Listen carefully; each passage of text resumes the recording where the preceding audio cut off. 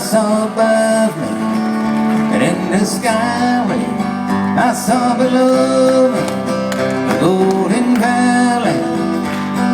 This land was made for you and me. This land is your land, and this land is my land. From California to the New York Island, from the redwood forest to the Gulf Stream waters, this land was made for you and me. Hey, thanks for clapping along. But I didn't mean to stop, but especially everybody getting into it and everything. But you know, the other day I was down in New York. I was doing a show with my old buddy Pete Seeger, who's 93 now, or something like that. And so after the gig, Pete says to me, "Arloo, let's go down to Wall Street." And I said, I realized that's about 5 miles from where we were. So I figured Pete's not going to walk all the way there, you know, it'll be all right.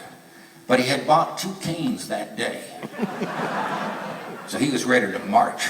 And I was thinking, oh man, okay, let's go. So we get out in the street. We got down to about Columbus Circle, 30 blocks, whatever. It took about an hour and a half. We were walking through there, singing all these old songs and stuff like that. You know, we shall overcome, and all laid down my sword and shield, and all these stuff. I remember it's coming back from 40 years ago, you know. And a bunch of young people there never heard any of them songs, you know. And so we were teaching it to them, and it felt so good to see so many young people out in the streets again. It sort of just made me smile and feel pretty good. And I thought, man, this is all right, you know. And I'd see on the news, you know, everybody saying, well, they don't have an agenda. They don't have a leader. They don't have a spokesman. They don't have a policy. They don't have this and that. But I tell you something, and I was doing an interview with CNN the other day, and they played me, somebody was talking, saying, well, you can't solve, they had an interview about, you know, play a little piece of somebody and to comment on that. I hate all that stuff. But anyway, they did it anyhow. And I forgot the guy's name. Who was the guy? Who remembers? Ben Stein, right. He's like, I don't know. He certainly wasn't a demonstrator. But he's up there saying, well, I think, you know, there's probably some nice people there. Most of them are just stupid, you know, thinking that they can just play a drum and solve the problems of Wall Street. I mean, you're just wasting time. Shows about how stupid people have become and what's become of the educational system. You can't solve anything just marching in the streets with drums and stuff. I'm saying, I wonder if somebody told that to Gaddafi too, you know, or some of these other people over there, you know. I wonder if somebody said, well, just a bunch of kids with drums. No, they can't do anything. Then I thought to myself, you know what? I remembered back 40 years, 50, whatever, so many years ago. And I thought to myself, it was so nice to be out there in those days, just talking your mind, speaking your mind, and feeling like nobody could stop you from doing it. You know what I mean? That sometimes you got to defend the rights to do the things you got the right to do, otherwise somebody else just takes them away.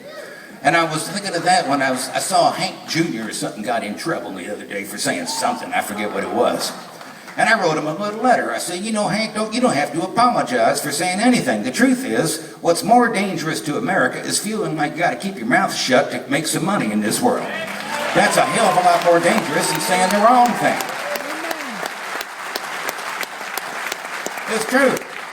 You lose your job, lose your money, lose your wife, whatever, you know, just because you say something stupid.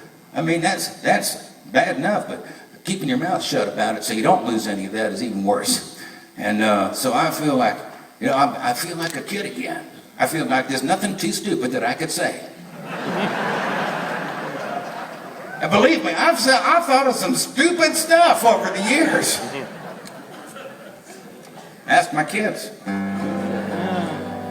And but it's a wonderful thing. And I thought, you know, singing these old songs like what we're doing some of these tonight, and we'll be doing on this tour, and some of the new songs that, you know, are part of what we're trying to, you know, just hand down generation after generation, so you feel good getting out there. The best part of what's going on is you got a bunch of people out there around the world now who are getting to know each other. Not through the internet, not through Facebook or something like that, but actually out there meeting each other, saying, hey, how you doing? So that when something else comes along down the road a couple of years from now, there'll be people that have some experience with getting out there and saying something. Doing it the first time is kind of awkward. And, the police come and they get you and they throw stuff at you and ask the guys in Oakland about that. But I just keep singing the old songs, wonder if anything will happen. And look what's going on. You got, like I said earlier, you got flood, famine, earthquake, disease, disasters, tsunamis, hurricanes, tornadoes, volcanoes, mudslides, ice storms. You got the hurricanes. And that's just the regular stuff going on. That's just normal. Any one place in the world, any one of them things could be happening. And then you got stuff people are doing to each other, and that's even crazier. Even here in this country, people just get nuts. You wonder if anybody can do anything about it. So it's nice to see so many people out there trying to make a difference. You wonder if any one person can actually do anything. And it reminded me the old story of Joseph. They got that here, don't they? I was doing this in Utah. They had a whole nother Joseph.